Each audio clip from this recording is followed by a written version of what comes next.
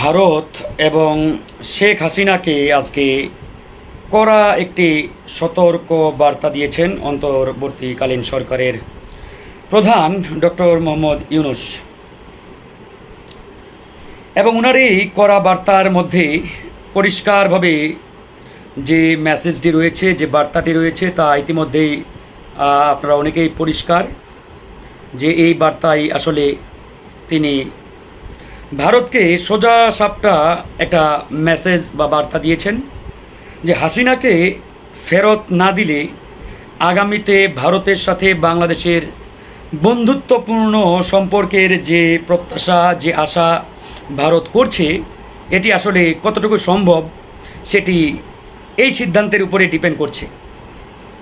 এবং একই সাথে তিনি আরেকটি মেসেজ দিয়েছেন পরিষ্কারভাবে যে ভারত যদি বাংলাদেশের জনগণের হয়ে, জনগণের পক্ষে কোনো কথা না বলে কিংবা জনগণের সিদ্ধান্তের বাইরে গিয়ে কোনো কিছু করার চেষ্টা করে, সেটি বাংলাদেশের জনগণ কখনোই। পরিষ্কার একটি বার্তা বা মেসেজ আজকে আমাদের মাননীয় সরকার প্রধান ভারতকে দিয়েছেন। ইতিমধ্যে গণমাধ্যমে সেই বিষয়টি ব্যাপকভাবে চাওর হয়েছে।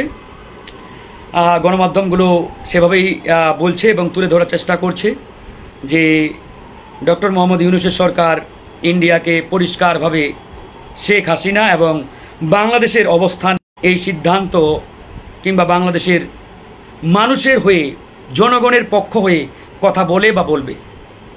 এই জায়গায় ভারতের সাথে আমাদের বাংলাদেশের আগামীর সম্পর্ক আসলে অনেকটাই নির্ভর করছে, অনেকটাই ডিপেন্ড করছে।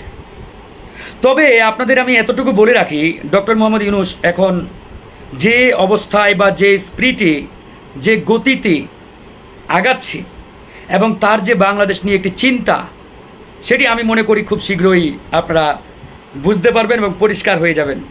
এই দেশ নিয়ে তার একটি সুন্দর পরিকল্পনা আছে, একটি রোডম্যাপ আছে। ইনশাল্লাহ আমরা আশাবাদী তিনি খুব শীঘ্রই তার এই রোডম্যাপ তিনি জনগণের সামনে তুলে ধরবেন। আরেকটি আনন্দের বিষয়, আজকে দেখেছেন আপনারা কিছুক্ষণ আগে বাংলাদেশের এই সরকার প্রধান ডক্টর মোহাম্মদ ইউনূসকে প্রায় শতাধিক নোবেল বিজয়ী তারা শুভেচ্ছা জানিয়েছেন, ধন্যবাদ জানিয়েছেন এবং এই সরকারের পাশে থাকবেন, এই সরকারের সাথে কাজ করবেন, তারা কিন্তু অঙ্গীকার ইতিমধ্যেই করেছেন। প্রায় শতাধিক নোবেল বিজয়ী পৃথিবীর বিভিন্ন দেশের তারা অঙ্গীকার করেছেন ডক্টর মোহাম্মদ ইউনূস সরকারের সাথে তারা ভালোভাবে কাজ করবেন। তো এখন বন্ধুগণ, আমার আজকে মূল যে মেসেজ বা বার্তা সেটি হচ্ছে, আমরা কিন্তু এখনও শঙ্কা মুক্ত বা বিপদ মুক্ত এটি ভাববার কোনো কারণ নেই। আমাদের সামনে পদে পদে বিপদ রয়েছে, সমস্যা রয়েছে, বাধা রয়েছে এবং বাধা আসবে। এই সমস্যাগুলো মোকাবেলা করার জন্য আমাদের বহির্শক্তি, বিশেষ করে ভারত, চায়না, তারা কিন্তু যে কোনোভাবেই আমাদেরকে অস্থিতিশীল করার চেষ্টা করছে এবং করবে। বিশেষ করে আমাদের প্রতিবেশীদের যেটা ভারত, তারা কিন্তু প্রতিনিয়ত এই চেষ্টাটি করে যাচ্ছে যে কিভাবে এই অন্তর্বর্তীকালীন সরকারকে বাধাগ্রস্ত করা যায়, কিভাবে এই সরকারকে বিপদে ফেলা যায়। তারা কিন্তু এই চেষ্টা একবারে খুব ভালোভাবে করে যাচ্ছে। তো এই জন্য আমাদের যেটি প্রয়োজন, যেটি দরকার, সেটি হচ্ছে কি সুদৃঢ় বন্ডিং, ঐক্য, সুদৃঢ় একটা কমিটমেন্ট। এবং আমাদের এই বন্ডিং যত দুর্বল হবে, যত ঠুনকো হবে, যত আমাদের মধ্যে বিভাজন সৃষ্টি হবে, তত কিন্তু ভারত তথা আমাদের পরাজিত শক্তিকে যিনি আশ্রয় দিয়েছেন বা যারা আশ্রয় দিয়েছেন, তারা কিন্তু এখানে একটা ব্যাপক লটর পটর পরিস্থিতি তৈরি করার চেষ্টা করবে। এই জন্য আমাদেরকে সর্বোচ্চ কেয়ারফুল, সতর্ক থেকে এই কাজগুলো করে যেতে হবে। এই জন্য আমরা বলেছি, বিশেষ করে জামাত ইসলাম, বিএনপি, তারা যেহেতু বাংলাদেশের বড় রাজনৈতিক দল, তাদের মধ্যে কোনো ন্যূনতম বিভাজন সৃষ্টি হয় এমন কোনো কাজ, কোনো বক্তব্য আমি মনে করি এই মুহূর্তে দেওয়া উচিত না, কোনোভাবেই দেওয়া উচিত না। আমরা কিন্তু এখনও বিপদমুক্ত নই। আমি আবারও বলছি, হ্যাঁ, নির্বাচনের মাঠ যখন তৈরি হবে, নির্বাচনের ঘোষণা যখন আসবে, তখন আপনারা রাজনীতির মাঠে প্রতিপক্ষ হন, কোনো অসুবিধা নেই। রাজনীতির মাঠে এক একজন এক এক নিজেদের রাজনীতি করেন, নির্বাচন করবেন, সেটা ভিন্ন বিষয়।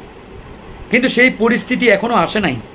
না আসার আগেই যদি আপনারা এই বিভাজন সৃষ্টি করেন, তৈরি করেন, তাহলে কিন্তু ভাই আমরা যে কোনো সময় বড় ধরনের একটা বিপদের মধ্যে পড়তে পারি। এটি আপনাদের খেয়াল রাখতে হবে, এটি আপনাদের সর্বোচ্চ মাথায় রাখতে অবশ্যই হবে। আমি আবারও বলছি, আমরা এখনও বিপদ মুক্ত নই। বাংলাদেশের প্রত্যেকটি পদে পদে রন্ধ্রে রন্ধ্রে এই ইন্ডিয়ান গোলাম ভারতীয় দালালরা বসে রয়েছে প্রত্যেকটি জায়গায়। এদেরকে ক্ষমতার চেয়ারে বসিয়ে রেখে আমরা যদি কেউ ভেবে থাকি যে আমরা আশঙ্কামুক্ত বিপদমুক্ত, এটা কিন্তু ভাববার কোনো কারণ নেই, কোনো কারণ নেই। এই জন্য আমাদেরকে সর্বোচ্চ সতর্কতার সহিত কাজ করে যেতে হবে, ধৈর্য ধারণ করে আমাদের যে ঐক্য, এই ঐক্যটা আরও সুদৃঢ় করতে হবে। আমাদের নিজেদের ভিতরে বিভাজন সৃষ্টি হয়, এ ধরনের কোনো কর্মকাণ্ড, কোনো কাজ করা যাবে না। আমি আবারও বলছি, আমরা যদি এই কাজটি করে থাকি তাহলে কিন্তু আমরা নিজেরাই বিপদে পড়ব। এমনকি আমাদের রাজনৈতিক প্রতিপক্ষ আওয়ামী লীগ বাদ দিয়ে বলছি, যদি মনে করে থাকেন তারপরেও আপনি কোনো বিভাজন এই মুহূর্তে যাবেন না, শত্রুতাই যাবেন না। আমাদেরও আছে, আমরা জানি, কিন্তু আমরা তারপরেও দেখেন এই মুহূর্তে আমরা তাদের বিরুদ্ধে কিছু বলি না, কারণ এই মুহূর্তে দেশের স্বার্থে আমাদেরকে এক কাতারে থাকতে হবে। আদর্শিক জায়গা থেকে অনেক সমস্যা আছে, দ্বন্দ্ব আছে, বিরোধিতা আছে, সেটা আমরা জানি সবাই।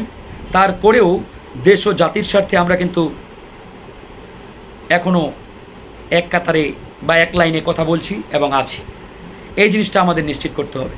হ্যাঁ, যে যার দলে রাজনীতি করেন কোনো অসুবিধা নেই, কিন্তু আমাদের নিজেদের ভিতরে ঐক্য বিনষ্ট হয়, ঐক্য নষ্ট হয়, এমন কোনো কাজ কর্মকাণ্ড করা যাবে না। তাহলে এই পরাজিত শক্তি লাভবান হবে, তারা তাদের এজেন্ডা বাস্তবায়ন করে খুনি হাসিনা এবং আওয়ামী লীগকে আবারও পুনঃপ্রতিষ্ঠা করার চেষ্টা করবে, এবং এই কাজটি তাদের জন্য খুব সহজ হয়ে যাবে আমরা যদি নিজেদের ভিতরে এই বিভাজনটা তৈরি করি। তো এই জন্য আপনাদের প্রতি আমার উদাত্ত আহ্বান থাকবে, অনুরোধ থাকবে, দয়া করে আমরা এমন কোনো কথা বলবো না, বক্তব্য দেব না যাতে আমাদের নিজেদের ভিতরে বিভাজন সৃষ্টি হয়। বিশেষ করে বাংলাদেশ জামাত ইসলামী এবং বাংলাদেশ জাতীয়তাবাদী দল বিএনপি, এই মুহূর্তে বিএনপি জামাত এরাই বড় দল, তারপরে ইসলামী আন্দোলন বাংলাদেশ রয়েছে, অন্যান্য দলগুলো রয়েছে, আমরা আছি, গণ অধিকার পরিষদ। আমরা সবাই মিলে আপাতত নির্বাচনের আগ পর্যন্ত আমাদের এই ঐক্যটাকে সুন্দরভাবে আমরা ধরে রাখব, এই বন্ডিংটাকে আমরা শক্তিশালী করব। হ্যাঁ, নির্বাচন যখন আসবে তখন যে যার মতো যার যেখানে ইচ্ছা সেখানে নির্বাচন করবে।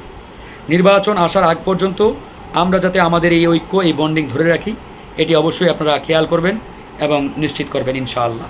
ভালো থাকবেন। আসসালামু আলাইকুম রহমতুল্লাহ।